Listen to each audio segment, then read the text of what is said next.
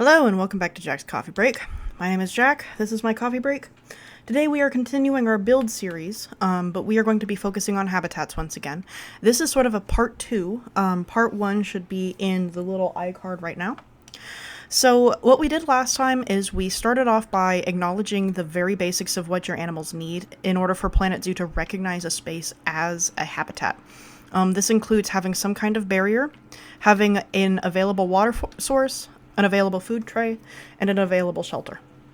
Technically, that is all your animal needs. And when you first start off in either franchise or career mode, these are going to be basically your most basic setups. You're not even going to have enrichment because you'll need to research those. Of course, we have a little viewing area, and in theory, this is where we would add guest items like bins and habitat boards, etc. We then transitioned over to this new habitat over here. So in this habitat, I have our Aldabra tortoise, and I have 2 African wild dogs. I've got a male and female. The Aldabra tortoise was sort of a happy accident. I meant to buy a second female for this pack and accidentally bought a tortoise. And then it turns out that they cohab just fine.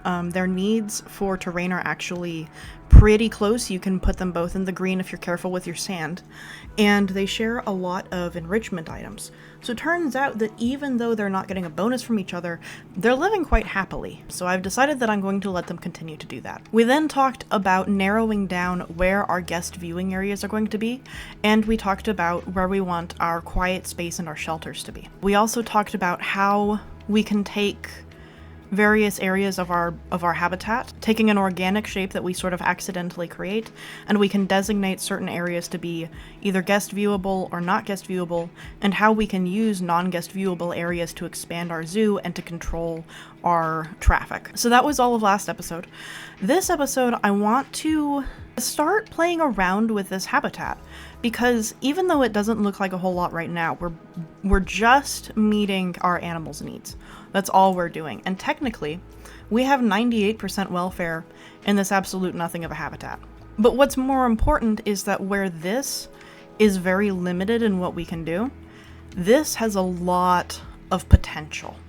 And I want to make use of that potential today. So there's a few ways that we can take this basic shape and we can do some really incredible things. So let's start by, I'm going to take this item and I'm actually going to turn it into a blueprint so that way I can copy and paste it around and we can create different examples. So how do we make a blueprint out of a habitat?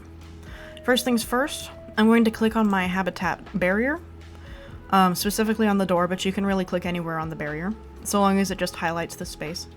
I'm going to come down to this little icon that says Save as Blueprint. It should be in this corner. I'm going to click New Blueprint, and I'm going to take a snapshot. I think that this is acceptable.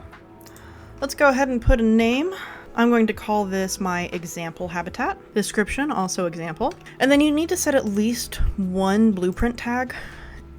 In this case, I am going to set it as a habitat under the habitat section. Create blueprint. And now when I go into blueprints, I can sort by my blueprints. I can type in example, and I can duplicate it. Let's have 3 of these, just in case. So let's continue with some ideas that we've already had. So last time we talked about this little area, and we decided to make it a sort of secondary shelter area that is covered by a viewing platform. We also talked about the potential of null barriers. So instead of having these basic barriers, we go into here, we select our entire barrier, and we tell it that we want it to be null. This removes, quote-unquote, the barrier, but it still designates this space as an actual habitat. This is a mandatory game function. This tells the code that, hey, an animal is supposed to be here. If an animal were to leave this barrier, which it can because this null barrier does not count as a physical object unless you have a specific sandbox mode turned on. As long as the animal is contained within here, then it's considered acceptable and the game will run as it's expected to. So the first thing that I want to do is I want to spice up these 2 areas. I know that I want this area to be my shelter area, and we're going to get rid of this building, but we're not going to do that just yet. For now, I want to focus on how we can take these 2 areas and we can elevate them. So I'm going to go into construction, I'm going to select a random piece, and all the way at the bottom, there's going to be an option that says highlight hidden barriers. You'll have an option for all, nearby, and off. Under all, anytime that you have a barrier selected, Anytime that there is a null barrier in your zoo, it's going to show. This is fine when your zoo is small and all of your null barriers are collected in a small area, but once your zoo gets larger, that's a lot for your computer to process. I recommend swapping to nearby, and now it's only going to show when I'm actually near the edge of a barrier. This reduces a lot of the workload on your computer. It's very useful. Off, of course, removes the viewability completely. We don't want that right now. We're going to go to nearby. So I am going to create an entire separate video about different kinds of barriers, different kinds of height, different kinds of styles. This is not that episode. And so for right now, I'm going to put together something very simple. This is going to be, my goal here is that I want this to be cheap. I want this to be easily replicable. And I want this to be something that I can use anywhere in the zoo and have it still fit. So to that end, first things first, we're going to go into general, and I'm going to type in one-way glass. So why am I doing this? So one-way glass has a side that's clearly meant to be for your guests, so that way they can see through.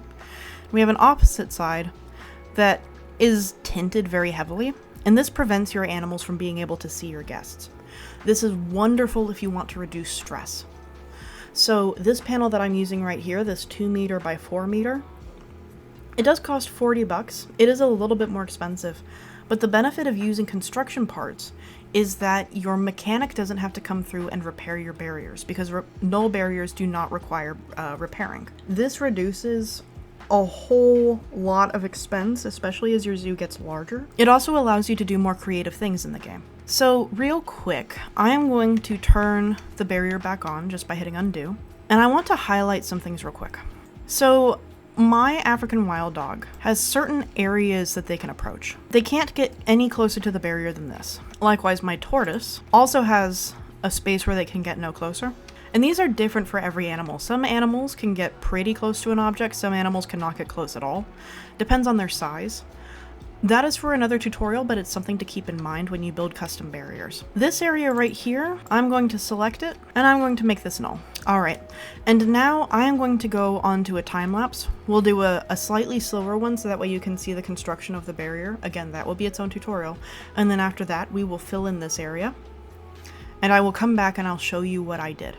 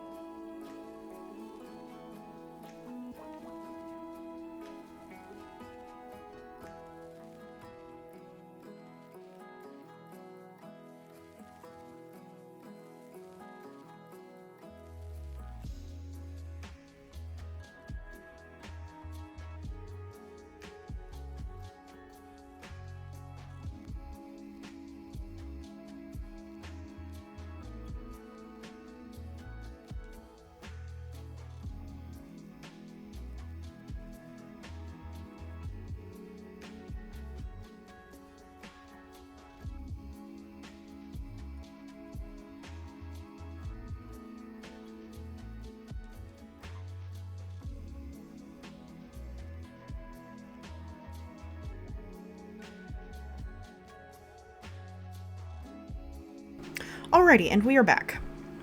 Hopefully that didn't take too long. So what we did here was fairly simple. The first thing that we did was we made this barrier, we copied it across. We made sure to use, make sure that the glass was such that the guests can see this direction, and the animals cannot see this direction. The next thing that we did was we defined this shape a little bit more. Now I had a couple of ideas. First was to use rockwork and create a sort of den in here, but I ended up going with this. So when you use on-grid construction pieces like this, these paths, because we know that they're going to be 4 meters, and we know that this slope has to go up at maximum 2 meters, the second layer is 1 meter, and the lowest is just flat. So I can use 2 meter gridded pieces to make a covering for our stepway. Now we do see that our animals can get through this direction. This is fairly simple to solve. We can just go in here, we can grab a bamboo painted wall, make sure we get our color right. Not because the animals are going to care or our guests are going to care, but because I care. Reduce the height. There we go. And then the last thing that we did was we adjusted our barrier. So we used the null barrier pieces because these construction pieces act as our barrier, so we can use the null, and the animals are not going to be able to get through this. And then we've just made sure that our shape is such that it's not going to cause any sort of containment issues, or give us any sort of false errors about the animals not being contained. So the rest of this barrier we've left basically as is. We've just defined the areas where we definitely want our guests to be. So the next thing that I want to address, since we're focusing on our guest area, is that we have these 2 viewing platforms. And in the last episode, we talked about the fact that essentially what the guests are doing when they quote-unquote go to view an animal is that they're approaching the... Let's think about it this way. Let's talk about this in programming logic rather than the illusion of the game, okay? So the guest object, let's not picture a guest, let's picture a box. What it wants to do is it wants to move to a location that is near a tagged animal object. It wants to move within a certain range of it, but it does not necessarily want to come into contact with it unless that animal is flagged as contactable. So in other words, the guests don't want to be able to touch an animal unless it is specifically marked as an animal with guests can enter. Can guests enter habitat? The answer is no. So we do not want our guests to be able to touch these animals. There needs to be a barrier. So they're going to approach as close as they possibly can get until they check the box that says, I've seen this animal. And it basically just means that they've had their view range check that the animal is present and answered yes. So while you would imagine that the guests should want things like creative viewing areas and that, different angles and the amount of plants that they see and the rocks and the enrichment that you add, all of that is somehow going to matter to them. It does not. From a programming standpoint, all it does is the object wants to approach but not touch, and then it wants to sample an area, acknowledge that another object which is on its checklist was there, and then check that box. That's all that's actually happening under the surface of the game. So, with that being said, we have these 2 different guest areas. And it is unlikely, because of the way that the guests are programmed, that they're going to come to this guest area and then want to come to this guest area. They're going to go to either or. And so because of that, either this space is going to be too crowded and this is going to become offload, or we need to direct our guests. So ideally what we would want to do, and I'm going to do this with a null path for the sake of example, but ideally what we would want to do is we would want to delete these paths and to make it so that way they actually don't cross over. So the guests either have to approach from this direction, view, and move another direction, or they have to come to this area and then move another direction. Having these 2 connected, usually what happens is that the guest object is going to check what is the easiest option to path to, as in what requires the least amount of climbing, the least amount of moving around objects, the smoothest path from A to B, and it's going to go there. So most of the time your guests are going to go to the flattest area that they're already on a level with. And they're not going to want to climb these viewing platforms and go up here. So we force them. We tell them, hey, you have to climb this path if you want to go up here. And that way we create the illusion that we want. It also forces the game to recognize, hey, this is a better view, and it gives this habitat a better rating. So I know that's all very technical, and I hope that I didn't go above your head at all. But the TLDR is that guests don't experience things like whimsy, wonder, and curiosity. And so in order to get them to behave the way that we want to, sometimes we have to do things like cut off areas of access, much like we did with cutting off different viewing points. In this case, I have this as a null path or an invisible path because my habitat gate is over there and my staff area is over here. So this actually needs to still exist. So I'm keeping it that way. So what else can we do in this area? Well, there's a couple of things. The first thing that we can do is we can start adding in our guest items, our guest facilities. So, for example, we probably want a bench, you know? This looks like a good bench. Let's say that we put it here. Let's say that we put another one here. We need a garbage bin so that way they don't litter the area, so let's put one there. We need a donation box. So we can probably put it either here, here, or here. There's really no need to put more than one donation box per viewing area, unless your viewing areas are, like, enormous. So really, I think that we can probably put one right here. And I think we can put another one up here, probably right there. Next, we can go ahead and spruce up the area, so we can spend hours upon hours upon hours doing this. But for the sake of just making things simple, I think I am going to use just some nice, simple, easy plants to line our path with. Maybe let's get a tree. My favorite tree is the umbrella acacia. So I'm going to use one of those. And you can't stop me. Guests don't care about shade unless the shade is doing anything to reduce the temperature of an area. I don't know that this game actually calculates that sort of thing, so I'm not going to worry about it too much. We could continue, you know, we could make a full-on, like, flower bed through here. You know, just spruce up this area. We could probably add statues. We could add a little liner to this area. So it just depends on how much time and energy that you want to pour into a particular space. Sometimes it can be very rewarding to just pick a little square of your zoo and just do the most that you can imagine with it, and then walk away. And you don't even necessarily have to, like, replicate that behavior across your entire zoo. It's okay to have low effort areas.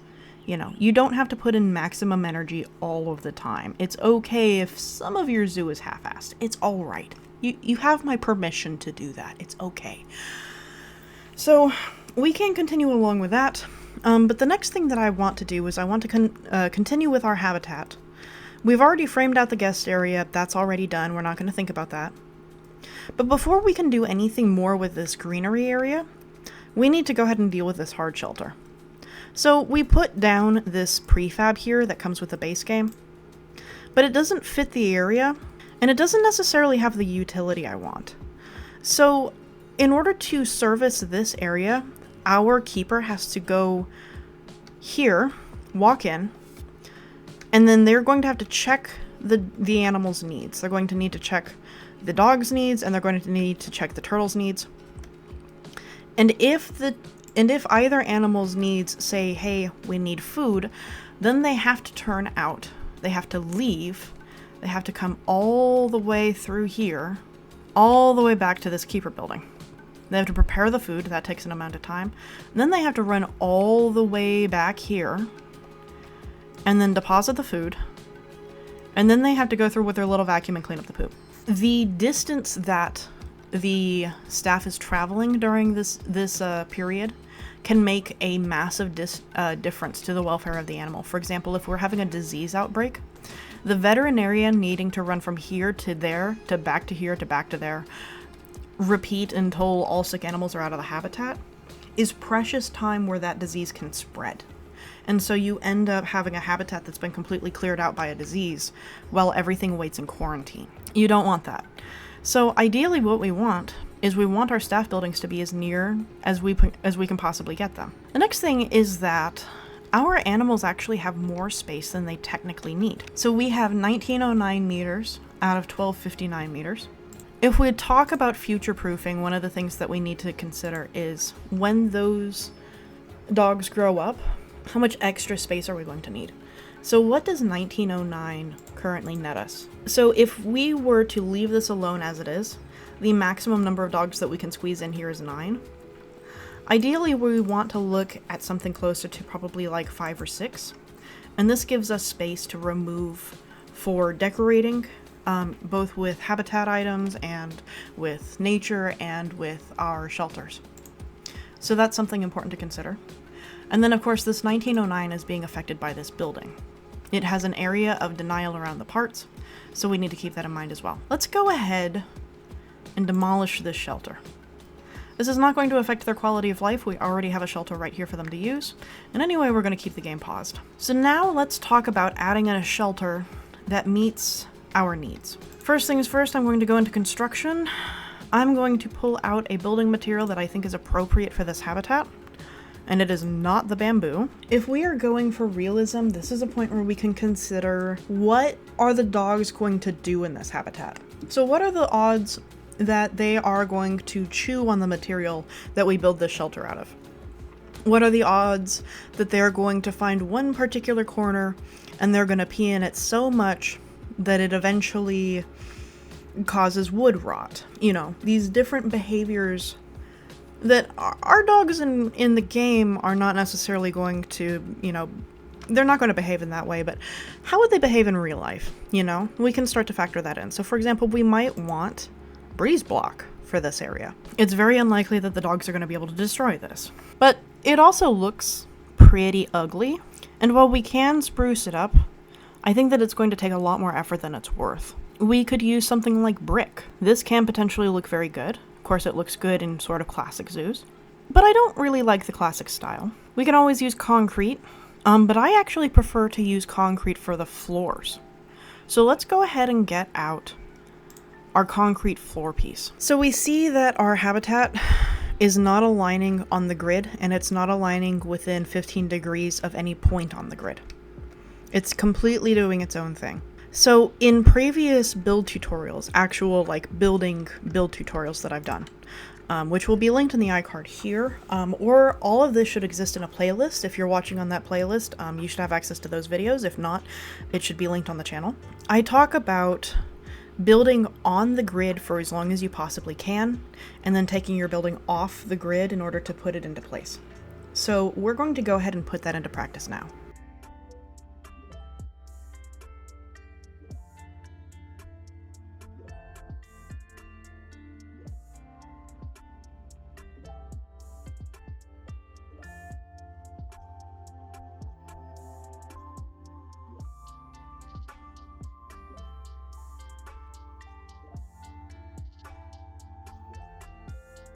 Okay, so now that I've designated the floor area, the other thing that I've done, which you probably saw me do, is I double-checked the area where this space was going to be.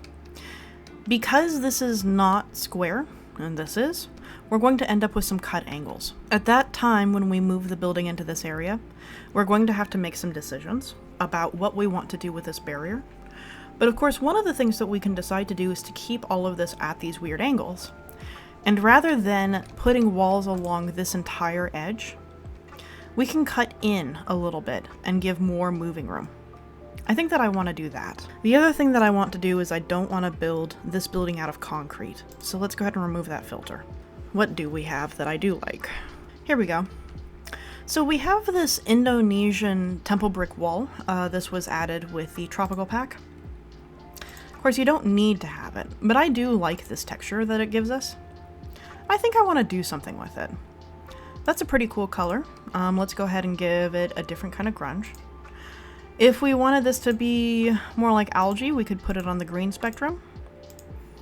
If we wanted this to be more like dirt, of course we could go for whatever shade of dirt we happen to have in our zoo. This is tropical, so it's going to be more like sort of a dark brown. But admittedly, I kind of like this accidental red that we've got. So I'm going to use it.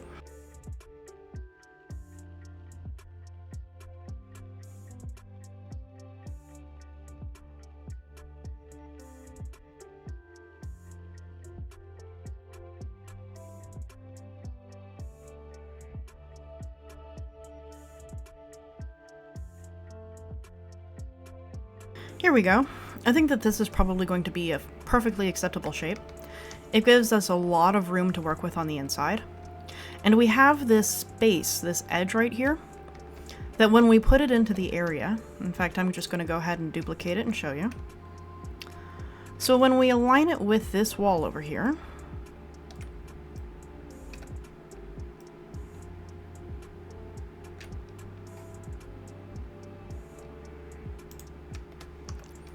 it is going to give our dogs plenty of room to move through this area, and they're going to have access to this corner. Next thing, do I want this building to be any taller? Well, there are reasons why we might, and there are reasons why we might not. If this object is any larger, then we need to consider that it's going to be viewable from all angles. So if we're standing here on the floor, this looks like just a normal building. It's not really going to catch our eye. If we make this a 2-story, it's going to block our view of the horizon. And we have to factor in that we're still going to have to put a roof on it. If we're standing on this platform over here, a roof might block our view of this area, but depending on the height we have behind it, it might not block our view of other things behind it. So it gives everything a bit of a more low profile. On the other hand, if we build the building taller, it means that we have room on a 2nd story to consider what else we might want to put there. For example, we know that we're going to need to move our keeper hut, and we're probably going to need a staff area. The upstairs of this space would probably be a great place to put those. And there's not actually any rules stating that you can't put guest or staff facilities inside of the habitat barrier. There are reasons why you shouldn't, but you're not necessarily required not to do that. So since we're not necessarily limited to putting our staff buildings outside of habitat space, I kind of want to show that off real quick, just to show you what that's going to look like. So I'm going to go ahead and delete this building because we don't need it right now. Again, we're going to actually move this building into the space when we're ready for it to be there, but we're not ready right now. We know that this corner and this edge is probably going to be over here. So that means that this is going to be our back wall. So real quick, let's just go ahead and let's put down some flooring, which is also going to count as our roof. Now, this doesn't necessarily matter, you know, what it looks like. We can put down just about anything and it'll function. Technically, we don't actually even need for this to exist, but I prefer to have, like, some kind of flooring or something. Now, normally, I'm not a fan of these 3D pieces, but I think considering that this is going to form kind of an edge on our building, this might actually look pretty good. So let's just find out for a moment.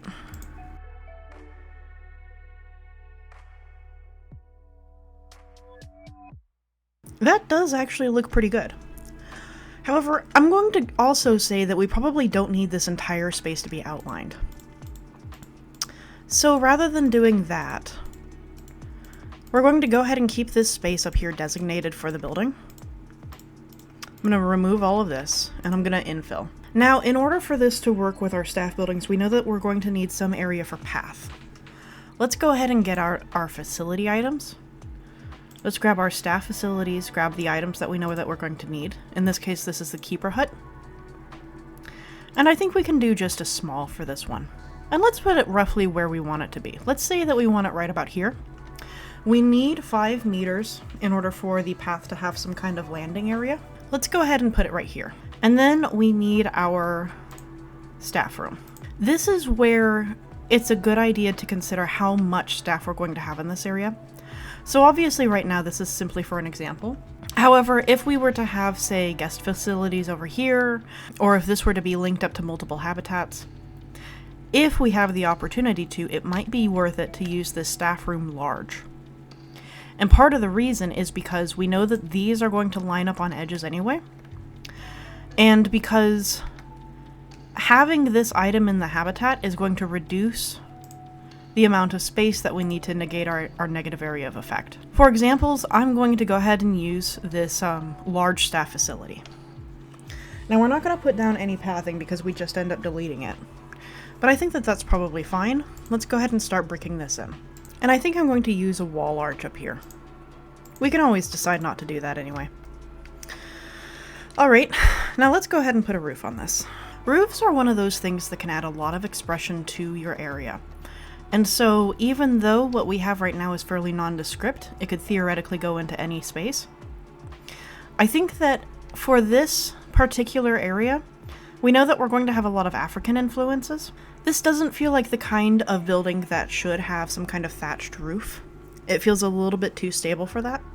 So instead we're going to go ahead and look at some of the wooden roofs. This sort of terracotta color doesn't necessarily scream African area to me, but I do think that it complements our colors quite well. So for now, I think I'm going to use it. And of course, we can always come back and decide that, hey, maybe I don't like that. Now, if I wanted to decorate further, I think that I would put some railings up here. I think that I would put maybe a nice little bench or a garden space over here. Just something to make this feel a little bit more inhabited. Make it feel a little bit less like a low-res video game asset. However, for right now, I think it's achieving the job. Again, what we want to do is we want to flesh out the bones of this habitat for this example. We're not necessarily going to take it to its absolute maximum. So with that done, I think I'm happy with it. Let's go ahead and move it into place. It's going to be roughly contained through here, but you'll notice that we're starting to get some red. Like, it doesn't necessarily like what we're doing. Now, it could be that our habitat door is interfering with our objects up here. That's very likely. Thankfully, we only need this to be set in a little bit. It's not necessarily mandatory that we have it flush, so I think this is okay. Before we move it completely into place, I'm going to scooch this back so that way I can just slide it back in. And I'm going to go ahead and move these objects. We can decide if we want them back in the building when we're done. And next, of course, I'm going to move our dogs. This is mostly for their courtesy.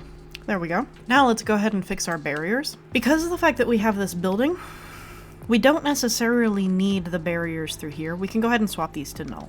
There we go. And if we really wanted to, because of the fact that we have this habitat door right here, rather than lining it up with this wall, we can of course always choose to line it up with our habitat door. Take this piece right here, and let's swap it for a door frame. Because of the fact that we've removed these barriers, it's no longer intercepting with these buildings. So we can make it as flush as we would like. I think that's probably correct.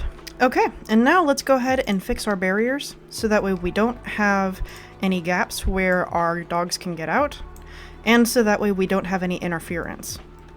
For example, if we were to hit play right now, most of this edge should be fine, but if this were just a little bit more inset, it might give us a false error that says that the animal can escape. There we go. Lastly, of course, I think one of the cool things to do for this area would be to fill this in with concrete. I'm not going to fill it in completely, but I am going to add these little indications right here, in case we did want to use all of the pieces to fill this in. So now our dogs have a custom little house that they can live under. They have this little shelter right here. Currently we have this open. We might do something with it, we might leave it plain. Let's go ahead and move our objects back in here. So let's move our feeding trough here and here. Let's move our water pipe right here. And of course, let's move our bedding. There we go. So lastly, I think the next thing that we would probably do is we would take our barrier, and I think we should go ahead and use a custom barrier to remove this section. So since we already have these barriers up as a guideline, of course, one of the things that we can do is we can take a sample of our existing barrier item. Here we go. Let's duplicate it, bring it over. And because I want this to be solid, instead of using this glass, because of the way I designed this, I'm actually going to remove that. And I'm going to push this bamboo wall up. There we go. Add a third bar, maybe like right there. And I think that's good enough. Duplicate it and start filling in. There we go. And now we can go into our barriers. We can select this entire section through here and go ahead and turn it into null barrier. Fix any border issues we have. Oh, not like that. There we go. Excellent. So now we have this simple barrier that we can use throughout the entire rest of the space, and quite frankly for any other habitats that we put in this area as well. These two form the backbone of most of the barriers that we would need to construct. So for example, if we wanted something that was shorter, we could literally just take this exact same barrier style and drag it to be whatever height we wanted it to, and it would probably fit in just fine. This one, we could simply remove the glass. That would be an option. And then of course, if we wanted to, we could remove the glass, remove this top beam, scooch this down, and simply have this half wall if we didn't want to just move this whole beam into the ground. So now we've dealt with our guest facing areas, and it's looking a whole lot better than it was doing. We should probably go ahead and get our staff facilities hooked up so that way our staff can actually use them. Let's go ahead and grab our paths. Oh, that one's obstructed. It's likely because we have this door here. That's okay. We can always scooch this to another side. Since we're going to have issues getting the path over this gate, the gate, of course, is for some reason blocking our pathing. This is one of the many issues with paths. And it's one of the reasons why I haven't done a dedicated path tutorial and likely never will, is because pathing requires you to be adaptable, and it has so many permutations per the moment that it's very difficult to make a set rules video for it. So instead, we are going to change our angle of approach, and I mean that quite literally. Let's select this entire upper floor. Let's move selection. Right around here it seems to agree with. We're going to use our same trick from before, adjusting the elevated length, bringing it down. There we go. And now we can link it back up over here. And just so that way it's visible, let's go ahead and make this staff path. There we go. So now we have our staff buildings contained within our habitat. We have our negative area of effect. It's contained only to within this space. And our animals don't care. They're not affected by this. So now we've effectively contained everything that we need for this habitat within this habitat. We've also provided shelter for our animals. And now, of course, another question might be, well, okay, but what if I don't want to see this barrier? What if I don't want to see this building? That would be a great case for us to come into nature and for us to get something like bamboo. So in real life zoos, bamboo is used quite frequently in order to hide things that the zoo doesn't actually want you to see. So, for example, something like a staff building or a backstage area, or even facilities that are closed down for the season. So this is certainly an option. Of course, another issue that we're going to run into, though, is that bamboo doesn't play well with our African wild dogs. See, they don't like it. And they also don't like these little flowers that we've decorated with. Now, we have a couple of choices. Considering how high our welfare is, this is negatively impacting our habitat under plants right here, 98%. We have the choice to ignore this. Alternatively, we can go into our plants and we can select this animal's preferred foliage. We can also double check with our Aldabra giant tortoise, but we're going to see that we're going to run into issues with it being preferring tropical. So no matter what, we're going to lose out. Again, our welfare is so high that we don't necessarily need to concern ourselves with this. So this is an area where you can kind of skimp out if you wanted to. But if you don't want to, of course, you can always look through what is available per those specific biomes, and you can use those items. And it should be noted that rocks do not count towards this environment section. They do not count as foliage, and they do not care what kind of rock that you use. All of that is purely aesthetic to you. Rocks do have certain rules that we will address when we deal with rock work, but I actually want to save that for the next episode. For now, though, what we've essentially done is we've taken the bare bones of this habitat. We've learned how to make a blueprint in case we want to test out different styles. Of course, this is something that's more useful in sandbox than it is maybe in franchise mode. If you wanted to save a habitat that you're particularly proud of to reuse other places or to put on the workshop, you would use that same technique of blueprinting. We have adjusted our guest area to be something more presentable to our guests, something that we like to view more. We've talked about creating barriers and using them around the area in order to give it a more natural feeling rather than using just the barriers that come with the game. We've also talked about the benefits of mechanics not needing to repair barriers. Of course, it reduces the cost quite well. However, one of the things that we have not done so far is we've not decorated this area at all. And part of it, of course, is that we need to be mindful of our animals' coverage. So that is something that we're going to talk about next time when we get to actually decorating the inside of the habitat. There are multiple ways that we can deal with this. Everything so far has been guest-focused framing. Next episode, however, I want to talk about other ways that you can prevent animals from escaping that don't require barriers, either of the barrier tab or the kind that you construct with construction parts. So we will talk about that, and then after that, we will decorate the inside of this habitat and try and make it look good. So hopefully this was even remotely useful. I don't know. I guess we'll find out. If it's not, then I guess I'll keep this footage and re-record the audio. Oh well. Anyway, I hope you all have a lovely day and happy building.